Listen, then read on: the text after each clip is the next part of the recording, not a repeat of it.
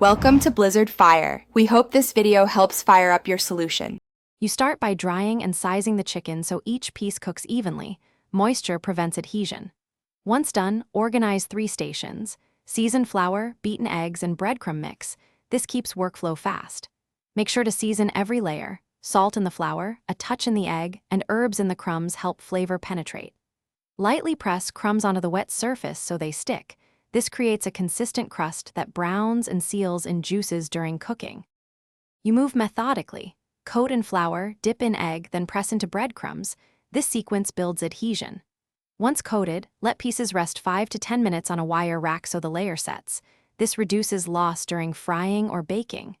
Make sure to use tongs for handling and avoid flipping too often, because overhandling tears the crust. If you see bare spots, gently press crumbs into them. This both repairs and reinforces the coating for even browning.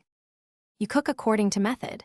Shallow fry in oil at 350 degrees to 375 degrees F for a golden crust, or bake at 400 degrees F for a lighter result.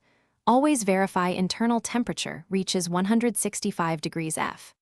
Once done, place pieces on a rack to drain and tent loosely with foil for 2 to 3 minutes so juices redistribute.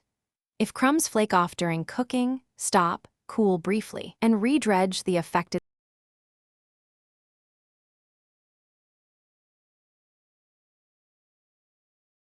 Thanks for watching. If you found this helpful, don't forget to like and subscribe.